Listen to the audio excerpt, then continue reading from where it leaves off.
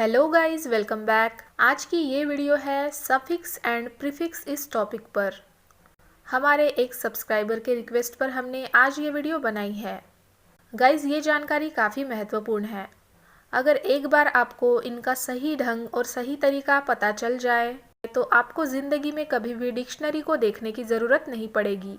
और गाइस, ये केवल एंट्रेंस एग्जाम में पूछा जाने वाला टॉपिक नहीं है, इसका यूज़ हमें हर जगह होने वाला है। साथ ही साथ आपकी वर्ड मीनिंग की प्रॉब्लम भी दूर होगी सफिक्स एंड प्रीफिक्स को सीखने के बाद। तो वीडियो को बिना स्किप किए एंड तक ज़रूर देखिएगा।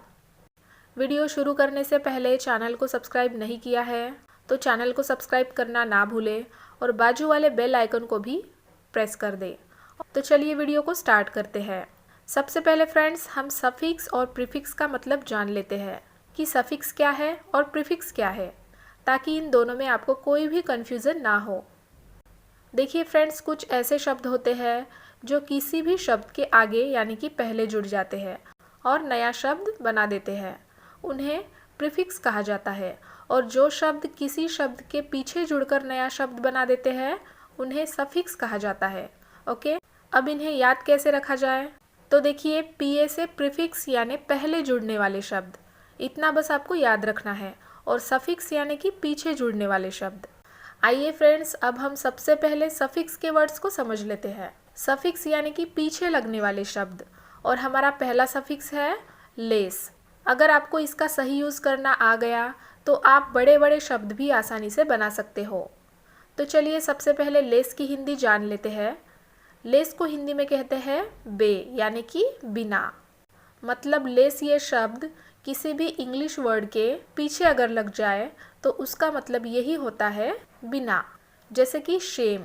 अब देखिए, शेम यानी कि शर्म, और अगर हमें कहना है बिना शर्म का, बेशर्म, तो हमको शेम इस वर्ड के पीछे लेस लगा देना है। तो देखिए, ये बन गया शेमलेस, बेशर्म। उसी तरह यूज़ यानी कि उपयोगी। अब बिना उपयोग का इसे हम यूज़लेस कहेंगे, यानी कि सिंपली यहाँ यूज़ के पीछे लेस लगा देंगे और ये बन जाएगा यूज़लेस। नेक्स्ट है वायर। वायर यानी कि तार। अब बिना तार का को कहेंगे वायरलेस। ओके, उसी तरह होम यानी कि घर, और बेघर यानी कि बिना घर का, ये हो जाएगा होमलेस यानी कि बेघर। फिर देखिए वर्क यानी कि काम, और बिना काम का, बेकाम का, यानी कि वर्कलेस। तो फ्रेंड्स, इस तरह सफिक्स के साथ वर्ड्स बनाए जाते हैं। अब चलिए इन्हीं सफिक्स को यूज़ करके हम कुछ सेंटेंसेस भी बनाना सीखते हैं। जैसे कि फॉर एग्जाम्पल, मेरे पैर में अब दर्द नहीं है। अब आप सोच रहे होंगे कि इस सेंटेंस को कैसे बनाया जाए, कि अब यहाँ पैर को इंग्लिश में क्या बोलेंगे, फिर नहीं है को इंग्लिश में क्या बोलेंगे। ये सेंटेंस को बनाने के लिए आपको सोचना पड़ रहा होगा। पर फ्रेंड्स, यहाँ हमें ऐसा कुछ भी नहीं करना है, क्योंकि सफिक्सेस और प्रीफिक्सेस का यूज़ ही इसीलिए होता है कि किसी भी बड़े से बड़े वाक्यों को कॉम्प्रेस करके छोटा कर दे। तो इसीलिए सिंपली हम यहाँ पहले लिख देंगे मेरे पैर यानी कि माई लेग्स आर। दर्द को हम इंग्लिश में कहते हैं पेन, राइट? दर्द को कहते हैं पेन, और बिना दर्द का, इसके लिए हम पेन के पीछे लेस लगा देंगे, तो दर्द ना होना यानी कि पेनलेस। और अब के लिए हम लिख देंगे नाउ। तो ये सेंटेंस बनेगा my legs are painless now. My legs are painless now. मेरे पैर में अब दर्द नहीं है। My legs are painless now. Okay, बहुत ही आसान है इस तरह की सेंटेंसेस को बनाना। बस आगे आगे देखते जाइए। अब नेक्स्ट एग्जाम्पल देखिए, वह काफ़ी दिनों से बेरोज़गार है। अब देखिए, रोज़गार के लिए यानी कि काम के लिए हम वर्क इस शब्द को इस्तेमाल करते हैं, और बिना काम का, बेकाम का, मतलब कि हो जाएगा वर्कलेस। वर्कलेस सिंपली हम वर्क के पीछे लेस लगा देंगे, तो हमारा सेंटेंस बनेगा he is workless from so many days. He is workless from so many days, यानी कि वह काफ़ी दिनों से बेरोज़गार है। सफिक्स का और एक एग्जाम्पल देखते हैं। मैं बिना चीनी की चाय लेता हूँ या पीता हूँ। मैं बिना चीनी की चाय लेता हूँ या पीता हूँ। अब देखिए चीनी को हम कहते हैं शुगर, और बिना चीनी का कहने के लिए हम शुगर के पीछे सिंपली लेस लगा देंगे, तो बिना चीनी का यानी कि शुगरलेस। तो हमारा सेंटेंस बनेगा I take sugarless tea. I take sugarless tea. लेना इसे टेक कहते हैं, आई टेक शुगरलेस टी। मैं बिना चीनी की चाय लेता हूँ या मैं बिना चीनी की चाय लेती हूँ। नेक्स्ट एग्जाम्पल ले लेते हैं। इस संतरे में रस नहीं है। इस संतरे में रस नहीं है मतलब कि ये संतरा बेरस है। तो रस को हम क्या कहते हैं बताइए? रस को कहते हैं जूस, और बिना रस का मतलब कि जूसलेस, राइट। हमको केवल जूस के पीछे लेस को लगा देना है यहाँ। तो ये सेंटेंस बनेगा this orange is juiceless. This orange is juiceless. चलिए ले लेते हैं नेक्स्ट एग्जाम्पल। ये बासुंदी बड़ी बेस्वाद है। तो यहाँ देखिए स्वाद को हम टेस्ट कहते हैं, और बिना स्वाद का को हम कहेंगे टेस्टलेस। टेस्टलेस यानी कि बेस्वाद। तो ये बासुंदी बड़ी बेस्वाद है, इसे हम इंग्लिश में कहेंगे this basundi is so tasteless. This basundi is so tasteless. ये बासुंदी बड़ी टेस्टलेस है, बेस्वाद है। इस तरह फ्रेंड्स लेस इस सफिक्स का इस्तेमाल आप बहुत ही बेहतरीन तरीके से कर सकते हैं, और बड़े बड़े सेंटेंसेस को भी कॉम्प्रेस करके छोटा कर सकते हैं। ओके, अब ये तो था हमारा पहला suffix. Now we will see our next suffix. अब हमारा अगला सफिक्स यानी कि किसी भी शब्द के पीछे जुड़ जाने वाला वर्ड लेते हैं, जो कि है ly ली। ly ली इसका मतलब होता है से। अगर किसी भी शब्द के पीछे से का सेंस बनता है तब वहाँ ly ली इस सफिक्स का इस्तेमाल होता है। जैसे कि फॉर एग्जाम्पल स्लो। स्लो का मतलब होता है धीरे, तो धीरे से को हम कहेंगे स्लोली। देखिए स्लो के पीछे यहाँ हमने लगा दिया है ly ली, स्लोली, धीरे से। फिर स्वीट यानी कि मीठा, और स्वीट के पीछे ly लगा देंगे तो ये हो जाएगा स्वीटली, मिठास से। ओके, उसी तरह ब्रेव यानी कि बहादुर, और बहादुरी से माने ब्रेवली। सिंपली ब्रेव के पीछे हम ly ली लगा देंगे और ये हो जाएगा ब्रेवली, बहादुरी से। चलिए अब इसको और बेहतर तरीके से समझने के लिए हम कुछ एग्जाम्पल्स देख लेते हैं। पहला एग्जाम्पल देखिए, रोहन तेजी से दौड़ता है। रोहन तेजी से दौड़ता है। अब यहाँ पर देखिए एक वर्ड आया है तेज, और उसके पीछे लगा है से, तेजी से। तो यहाँ हमारे ly ली इस सफिक्स का हमें यूज़ करना है। तो देखिए रोहन तेज़ी से दौड़ता है, इसको हम कहेंगे Rohan runs. Rohan runs, run यानी कि दौड़ना। रोहन रन्स, तेज़ यानी कि फास्ट, और तेज़ी से के लिए सिंपली हम फास्ट इस वर्ड के पीछे ly ली इस सफिक्स को जोड़ देंगे। तो ये सेंटेंस बनेगा रोहन रन्स फास्टली। रोहन तेजी से दौड़ता है। ओके, इसी तरह नेक्स्ट एग्जाम्पल देखिए, तुम्हें जोर से बोलना चाहिए। तुम्हें जोर से बोलना चाहिए। अब यहाँ पर भी से का इस्तेमाल हुआ है, जोर से। जोर यानी कि लाउड, और जोर से को हम कहेंगे लाउडली। लाउडली यानी कि जोर से। तो तुम्हें जोर से बोलना चाहिए, इसे हम कहेंगे यू शुड स्पीक। स्पीक यानी कि बोलना। You should speak loudly. You should speak loudly. तुम्हें ज़ोर से बोलना चाहिए। ओके, इसी तरह और एक एग्जाम्पल देखिए, उसने मेरी तरफ गुस्से से देखा। उसने मेरी तरफ गुस्से से देखा। अब देखिए यहाँ आया है गुस्से से। गुस्सा यानी कि एंगर, एंग्री, और गुस्से से के लिए सिंपली हम एंगर के पीछे ly ली लगा देंगे, तो ये बन जाएगा एंग्रीली, और हमारा सेंटेंस बनेगा उसने मेरी तरफ गुस्से से देखा। He looked at me angrily. He looked at me angrily. अब देखते हैं नेक्स्ट वाला, मैंने उसे बुरी तरह से पीटा है। मैंने उसे बुरी तरह से पीटा है। अब देखिए बुरा यानी कि बैड, बैड यानी कि बुरा होता है, ये आप सब जानते हैं। और बुरी तरह से, इसके लिए हमें किसी लंबे चौड़े इंग्लिश वर्ड को यहाँ नहीं लिखना है, बल्कि हमें केवल बैड के पीछे ली इस सफिक्स को जोड़ देना है। ओके, तो ये बनेगा बैडली। तो मैंने उसे बुरी तरह से पीटा है, इस सेंटेंस को इंग्लिश में कहेंगे I have beaten him badly. I have beaten him badly. यहाँ हमने हैव का यूज़ किया है और इसके बाद बीट इस वर्ब की थर्ड फॉर्म बीटन हमने यूज़ की है, क्योंकि ये एक प्रेजेंट परफेक्ट टेंस का सेंटेंस है, क्योंकि मैंने उसे पीट दिया है। यहाँ पीटने की क्रिया पूरी हो चुकी है, कंप्लीट हो चुकी है, तो क्रिया पूरी हो जाना यानी कि प्रेजेंट परफेक्ट टेंस। तो मैंने उसे बुरी तरह से पीटा है, इसे हम कहेंगे I have beaten him badly. I have beaten him badly. Okay, clear है सबको? All right. अब लेते हैं इस सफिक्स का लास्ट एग्जाम्पल। उसने बहुत चतुराई से परिस्थिति को संभाला। अब चतुराई को इंग्लिश में कहा जाता है क्लेवर, और चतुराई से को हम कहेंगे क्लेवरली। क्लेवरली यानी कि चतुराई से। तो उसने बहुत चतुराई से परिस्थिति को संभाला को इंग्लिश में कहेंगे ही handled the situation very cleverly. He handled the situation very cleverly. Okay, तो गाइज ये था हमारा दूसरा सफिक्स।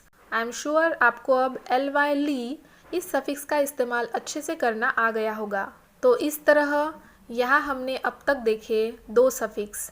पहला हमने देखा लेस और दूसरा था ly ली। चलिए गाइज अब बात करते हैं प्रीफिक्स की। ऐसे शब्द जो किसी भी शब्द के पहले जुड़ जाते हैं और किसी भी शब्द के पहले जुड़कर एक नया शब्द बना देते हैं। और हमारा पहला प्रीफिक्स है अन। और गाइज अन का यूज़ अगर आप करना सीख गए तो आपकी बहुत सी प्रॉब्लम दूर हो जाएगी। तो इसका यूज़ हम कैसे करेंगे आपको एग्जाम्पल्स के साथ समझ आ जाएगा। यहाँ देखिए हमारा पहला प्रीफिक्स वर्ड है अन।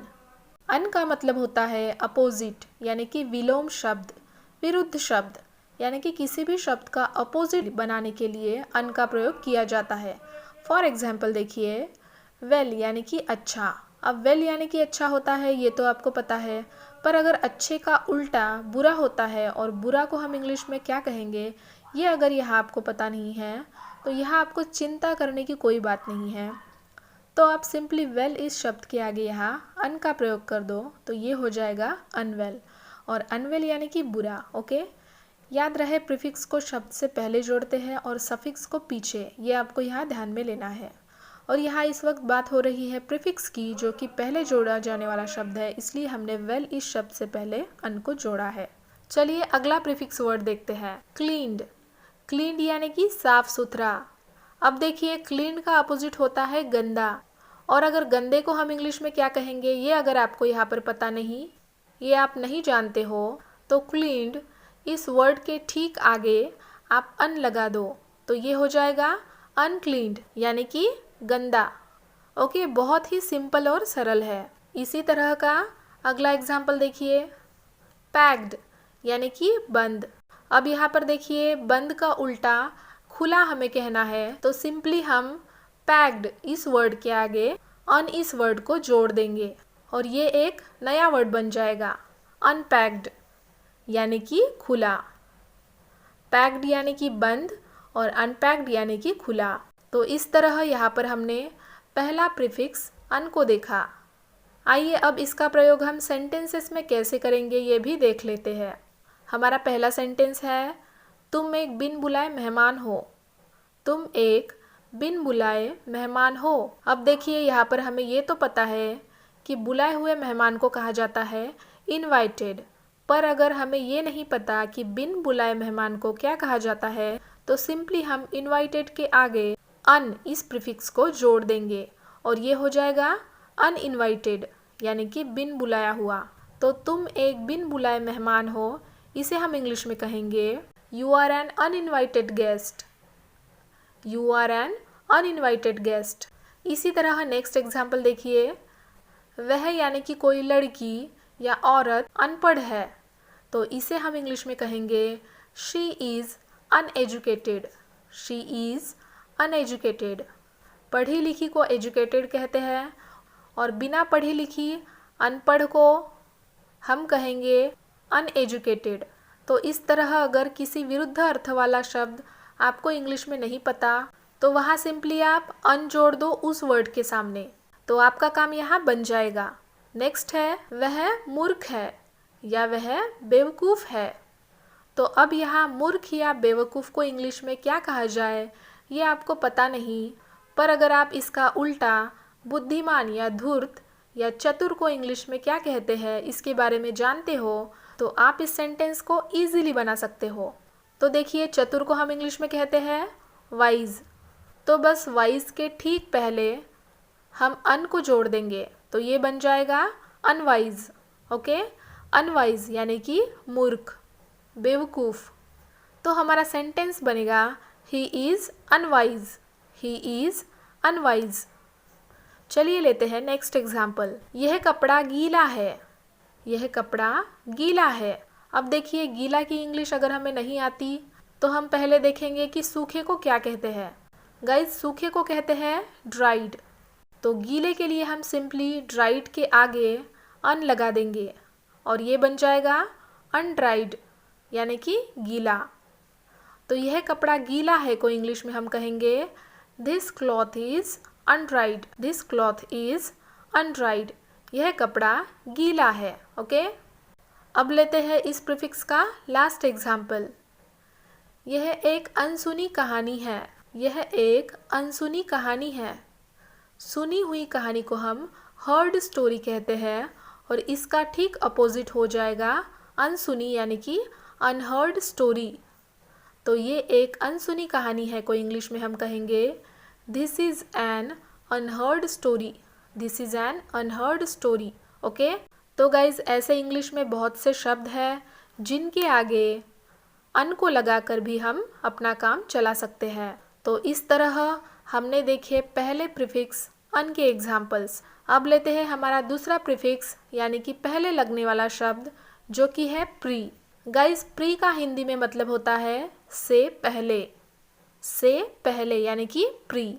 अब देखिए, प्री का यहाँ सेंस बनता है कि किसी चीज़ से पहले सेम वैसी ही चीज़ हमें अगर करनी हो तो हम प्री का इस्तेमाल वहाँ करते हैं। ओके, इसे समझने के लिए लेते हैं कुछ एग्जाम्पल्स। अब देखिए, एक वर्ड है पार्टी। ओके, अब पार्टी हम कल मना रहे हैं, पर अगर हम चाहते हैं कि पार्टी तो कल है पर अगर वैसी ही पार्टी आज हम करना चाह रहे हैं तो तब इस पहले वाले पार्टी को हम कहेंगे pre party, pre party. Okay, party से पहले वाली पार्टी यानी कि ये हो जाएगी प्री पार्टी। चलिए अब देखते हैं नेक्स्ट एग्जाम्पल। एक वर्ड है बोर्ड एग्ज़ाम। ओके, यानी कि परीक्षा। अब परीक्षा से पहले अगर स्कूल वाले बच्चों की प्रैक्टिस के लिए सेम वैसी ही परीक्षा उस मेन परीक्षा के पहले लेते हैं तो हम उसे कहेंगे pre board exam, pre board exam यानी कि परीक्षा से पहले वाली परीक्षा pre board exam. Next word है व्यू यानी कि झलक। अब मान लो कोई वीडियो चल रहा हो और उस वीडियो में क्या है ये दिखाने के लिए अगर कोई वीडियो बनाने वाला उसी वीडियो के स्टार्ट में एक छोटी सी झलक दिखा दे उसी वीडियो की तो हम उसे कहेंगे प्रीव्यू, प्रीव्यू यानी कि झलक से पहले की झलक। ओके, तो आई होप यहाँ पर आपको प्री इस प्रीफिक्स का कॉन्सेप्ट भी समझ आ गया हो। चलिए अब इस प्रीफिक्स का इस्तेमाल हम सेंटेंसेस में करके भी देख लेंगे। तो गाइज, हमारा पहला एग्जाम्पल है मैं खेलने से पहले तुम्हारे साथ खेलूँगा। अब खेलना को कहते हैं प्ले और खेलने से पहले भी फिर एक बार खेलने को हम कहेंगे pre play, pre play. Okay, तो हमारा सेंटेंस बनेगा I will pre play with you, I will pre play with you. Okay, now next example is उसने कल मुझे बुलाने से पहले आज बुलाया है, यानी कि कल तो बुलाया है पर उससे पहले आज भी बुलाया है। और बुलाने को आप जानते हैं इनवाइटेड कहते हैं, तो बुलाने से पहले बुलाना यानी कि प्री इनवाइटेड। तो हम इसको इंग्लिश में कहेंगे ही प्री इनवाइटेड मी, ही प्री इनवाइटेड मी, यानी कि उसने कल मुझे बुलाने से पहले आज बुलाया है। नेक्स्ट एग्जाम्पल देखिए, क्या तुम टेस्ट से पहले मुझे एक टेस्ट दे सकते हो? मान लो एक इंटरव्यू है आपका, जिसमें आपका टेस्ट लिया जाने वाला है कल, पर अगर इंटरव्यूअर आपसे कल के टेस्ट से पहले एक टेस्ट आज लेना चाहते हैं, तो वे आपसे कहेंगे can you give me a pre test, यानी कि वे आपसे यहाँ पूछेंगे क्या तुम कल वाले टेस्ट के साथ साथ आज भी एक टेस्ट मुझे दे सकते हो? आइए लेते हैं इस प्रीफिक्स का लास्ट एग्जाम्पल। आओ रेस से पहले एक रेस और करें। मान लो हमने किसी के साथ रेस करनी है और अगर कल के रेस से पहले हम प्रैक्टिस के लिए आज ही एक और रेस करना चाह रहे हैं, तो हम कल से पहले आज होने वाली रेस को प्री रेस कहेंगे। क्या कहेंगे? Pre race. तो आओ रेस से पहले एक रेस करें, इसे हम इंग्लिश में कहेंगे let's have pre race. Let's have pre race. Okay, तो गाइज़ ये था आज का वीडियो सफिक्स और प्रीफिक्स इस टॉपिक पर। तो गाइज़ आज से ही आप अपने बोलचाल में इनका यूज़ करना चालू कर दो। गाइज़ आज के इस वीडियो में हमने 2 सफिक्स देखे और 2 प्रीफिक्स देखे, यानी कि 2 आगे लगने वाले शब्द और 2 पीछे लगने वाले शब्द। पर गाइज़ सफिक्स और प्रीफिक्स केवल बस ये 4 ही नहीं बल्कि काफ़ी सारे होते हैं। मैंने आज केवल आपको सफिक्स और प्रीफिक्स के बेसिक कॉन्सेप्ट समझाए हैं, ताकि आपको पता हो कि ये सफिक्स प्रीफिक्स होते क्या है। गाइज़ इसका आप ज़रूर अभ्यास करिए। ये एक बहुत ही महत्वपूर्ण टॉपिक है जो सभी प्रकार की परीक्षाओं में पूछा जा सकता है। और अगर आप चाहते हैं कि मैं इस टॉपिक का नेक्स्ट पार्ट भी लेकर आऊँ, तो आप मुझे कमेंट बॉक्स में कमेंट करके बता देना, ताकि मैं आप लोगों के लिए ऐसे ही नॉलेजेबल वीडियोस बनाने के लिए इंस्पायर होती रहूँ। तो गाइज़ आज की ये वीडियो आपको पसंद आई हो, समझ आ गई हो, तो ज़रूर हमारे इस चैनल को लाइक, शेयर और सब्सक्राइब कर लेना। फिर मैं आपसे मिलती हूँ नेक्स्ट वीडियो में एक नए टॉपिक के साथ। तब तक keep learning, keep practising, keep sharing. Bye bye and take care.